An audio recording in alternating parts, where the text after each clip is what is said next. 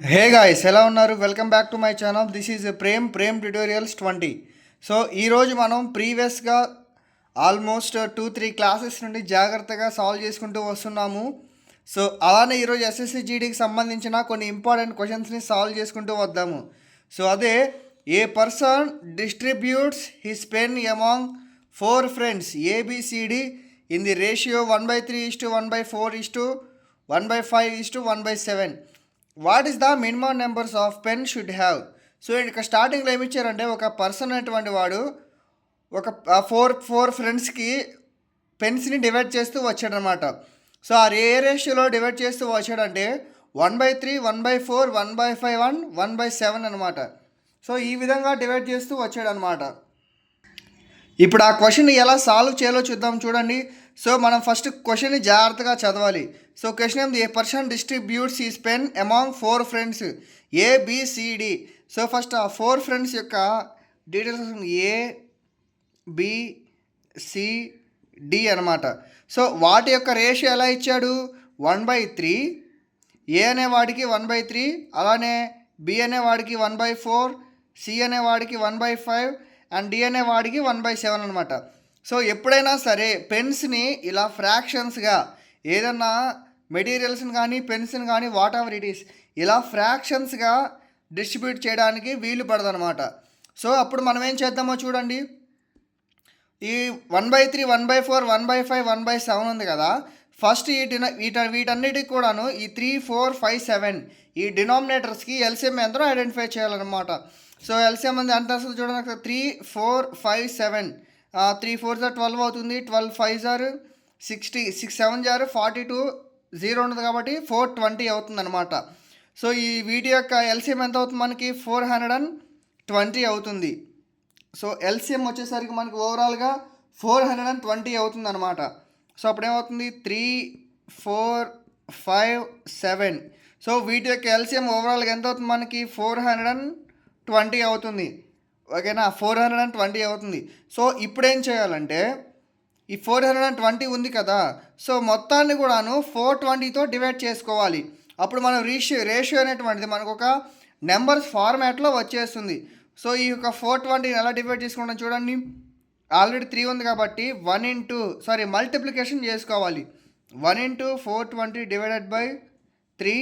Same అలానే 1/4 కదా, 1/420 divided by 4. అలానే 1/420 divided by 5. Last one is 1/420 divided by 7 ఉంది కాబట్టి 7 రాసుకోవాలి. సో ఇప్పుడు ఏదన్నా టేబుల్స్ పోతాయేమో ఐడెంటిఫై చేయండి. సో టేబుల్స్ పోయే అవకాశం ఉంది కదా.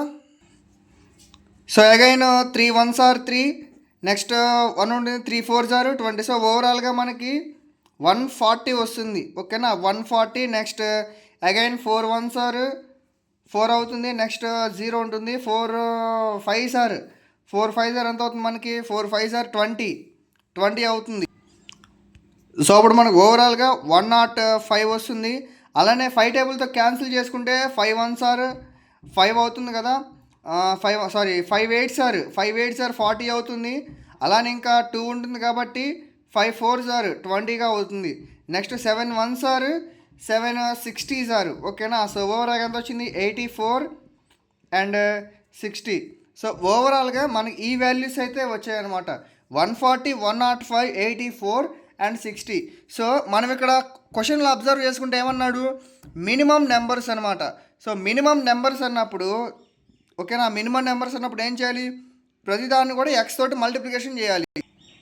ప్రతిదాన్ని ఎక్స్ తోటి మల్టిప్లికేషన్ చేసుకుంటే 105 into x, 84 into x, 60 into ఎక్స్గా రాసుకోవచ్చు. సో ఇప్పుడు మినిమం అన్నాడు కాబట్టి, ఓకేనా, మినిమం అన్నాడు కాబట్టి ఎక్స్ వాల్యూ అనేటువంటిది 1తో చేసుకున్నాం అనుకోండి. ఎక్స్ వాల్యూ 1 అయితే మనకు వాల్యూస్ ఎలా వస్తాయి ఓవరాల్గా అంటే 140 ఇంటూ 1 అంటే ఎంత అవుతుంది మనకి? 140 ప్లస్ అలానే 105 ప్లస్ 84 ప్లస్ 60 అనమాట. ఓకేనా? సో మనకి ఓవరాల్గా ఎంత చూడండి, 140 ప్లస్ 105 ఎంత అవుతుంది మనకి? 245 అవుతుంది. 245 అండ్ 80 బట్ 144 అవుతుంది. సో టోటల్గా మనకి ఆన్సర్ వచ్చేసరికి 389 అవుతుంది. సో మ్యాక్సిమం నెంబర్స్ ఏం చేస్తారంటే ఇక్కడ ఎల్సిఎం కనుక్కుంటారు కదా, ఎల్సిఎం 420 ఉంది కాబట్టి మనకు ఆటోమేటిక్గా 420 ఆప్షన్ ఉందని ఫాస్ట్గా ఈ ఫస్ట్ ఆప్షన్ని చూస్ చేసుకుంటారు. కాబట్టి అది రాంగ్ ఆన్సర్. మనం ఐడెంటిఫై చేయాల్సింది ఎన్ని పెన్స్ అయితే వస్తాయో, ఈచ్ మెంబర్స్కి ఎన్ని పెన్స్ అయితే వస్తాయో దాన్ని ఐడెంటిఫై చేయాలి. సో అప్పుడు ఏం చేసాం, ఓవరాల్గా ఈ విధంగా చేసుకోవాలి. 389 వచ్చింది. సో 318 ఆప్షన్ ఎక్కడుంది, option B is the right answer అనమాట. సేమ్ అదేవిధంగా క్వశ్చన్ నెంబర్ 2 చూడండి. Find the LCM of 3/4 something ఇచ్చాడు, నెంబర్స్ ఇచ్చారు. సో వీటి యొక్క ఎల్సిఎం ఏంటో ఐడెంటిఫై చేయాలన్నమాట. సో ఇక్కడ కొన్ని ఆప్షన్స్ అనేటువంటివి ఇచ్చారు. సో ప్రజెంట్ మనకు ఆప్షన్స్తో సంబంధం లేకుండా ఎలా సాల్వ్ చేయాలో చూద్దాం చూడండి.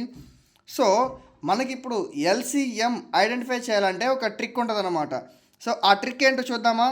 సో హయ్యెస్ట్ పవర్ ఒకరికన్నది అంటే ప్రతి టర్మ్లో కూడాను హయ్యెస్ట్ పవర్ ఎంత అయితే ఉంటుందో, అంటే ప్రతి టర్మ్లోనూ దీంట్లో హయ్యెస్ట్ పవర్ 4 ఉంటుంది, నెక్స్ట్ దీంట్లో హయ్యెస్ట్ పవర్ 3, అలానే స్క్వేర్ ఉంటుంది కదా. సో ఈ విధంగా సాల్వ్ చేయాలి. సో దీనిలో హయ్యెస్ట్ పవర్ 3/4 ఉంది కదా, అలానే ప్రతి దాంట్లో హయ్యెస్ట్ పవర్ ఏదైతే ఉంటుందో ఫస్ట్ వాటిని మల్టిప్లికేషన్స్లో రాయాలన్నమాట. సో అది ఎలా చేయాలో చూద్దాం. దీంట్లో హయ్యెస్ట్ పవర్ వచ్చి 3/4 ఉంటుందన్నమాట. 3/4 ఇంటూ నెక్స్ట్ టర్మ్లో హయ్యెస్ట్ ఎంత ఉంటుందో చెక్ చేసుకోవాలి. అంటే ఇక్కడ 5 ఉంది కదా, సో 5లో ఏదైతే హయ్యెస్ట్ పవర్ ఉంటుందో ఆ వాల్యూని రాసుకోవాలన్నమాట. Okay, nothing but biggest value అనుకోవచ్చు మనం. ఓకేనా, బిగ్గెస్ట్ వాల్యూ ఏదైతే ఉంటుందో ఆ వాల్యూని రాసుకోవచ్చు అనమాట ఈజీగా. నెక్స్ట్ ఏమో 3/4 రాసాము. సేమ్ అదేవిధంగా 5లో హయ్యెస్ట్ పవర్ ఏదైతే ఉంటుందో దాన్ని రాసుకోవాలి మల్టిప్లికేషన్స్.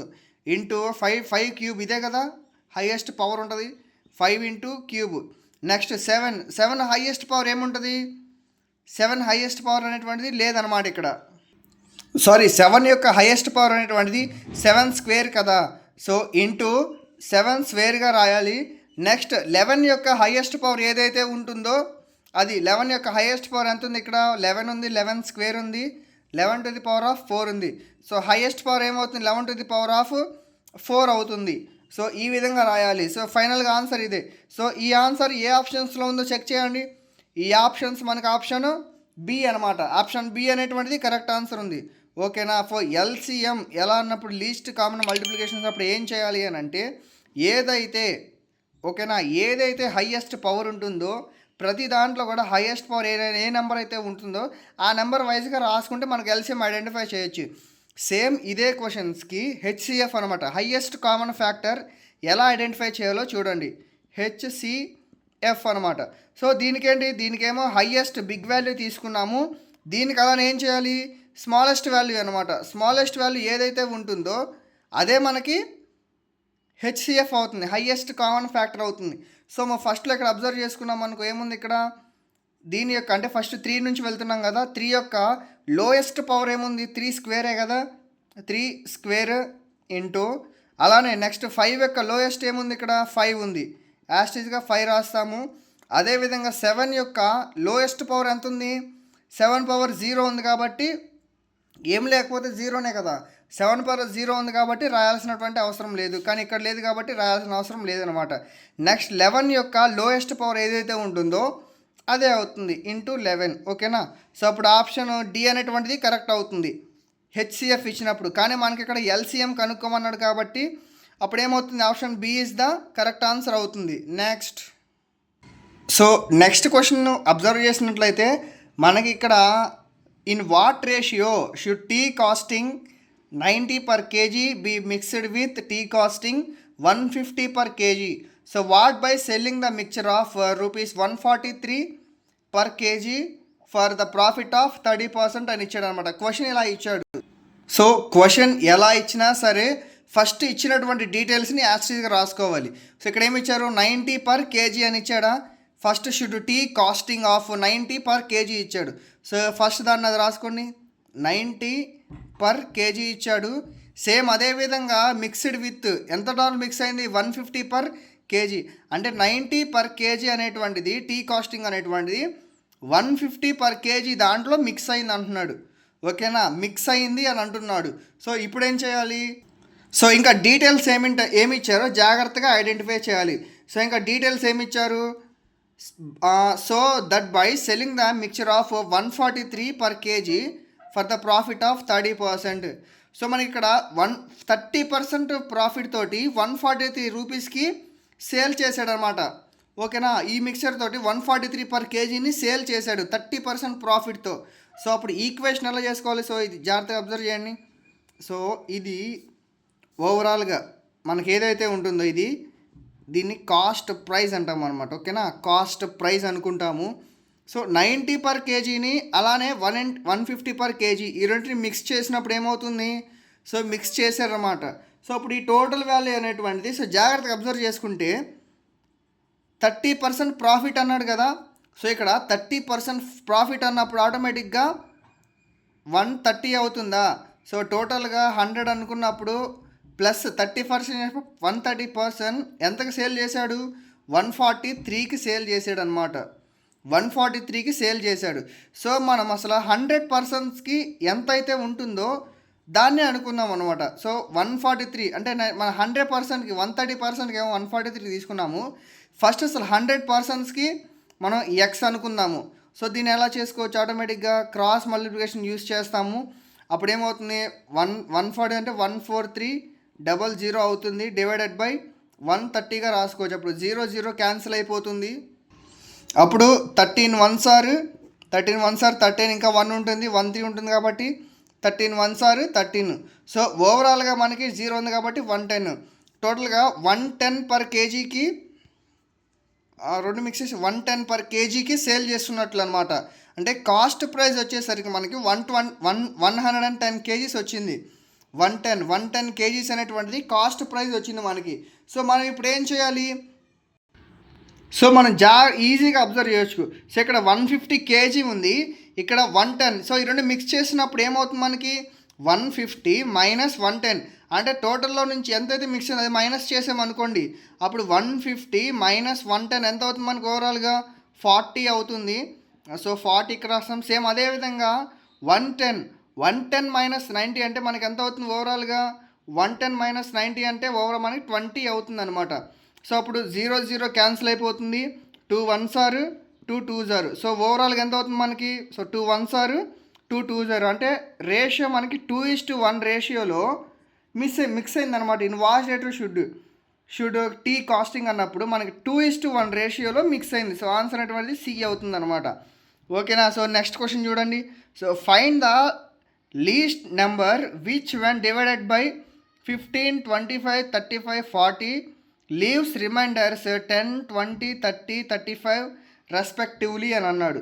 సో ఇలా అన్నప్పుడు ఏం చేయాలంటే ఫస్ట్ ఇక్కడ ఏమి ఇచ్చారు? డివైడెడ్ బై 15 ఇచ్చాడు కదా. సో యాజ్ టీజ్గా 15 మైనస్ 10 ఇచ్చారు అని ఇక్కడ 10 20 30. సో 15 25 35 40తో మల్టిప్లికేషన్ చేసినప్పుడు 10 20 30 35 అనేవి రిమైండర్స్గా వస్తున్నాయి అంటున్నాడు అనమాట. సో మనం ఏదైతే లీస్ట్ నెంబర్ వస్తుందో ఆ లీస్ట్ నెంబర్ ఏంటో ఐడెంటిఫై చేయాలన్నమాట. ఇది చాలా ఈజీ ప్రాబ్లం అనమాట. అప్పుడు ఏమవుతుంది? 50 ఉండే కదా, ఫస్ట్ డిఫరెన్స్ ఏంటో ఐడెంటిఫై చేయాలి. Difference nothing but 15 minus 10 equal to 5. అలానే 25 మైనస్ 20 ఈక్వల్ టు 5. అలానే 35 minus 30 equal to 5. 40 minus 35 equal to 5.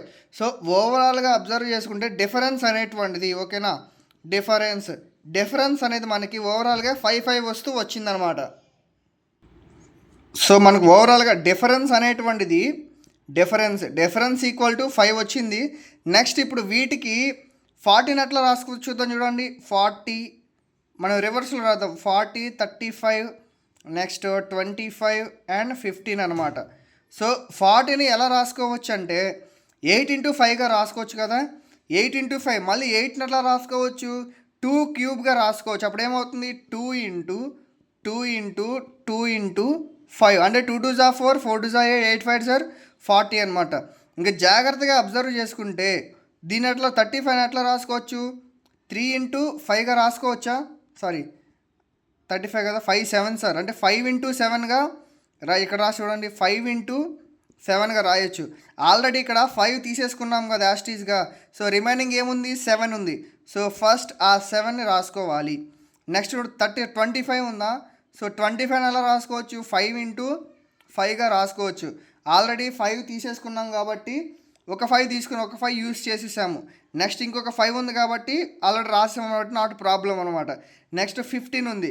15 ఎట్లా రాసుకోవచ్చు? 3 ఇంటూ 5గా రాసుకోవచ్చు.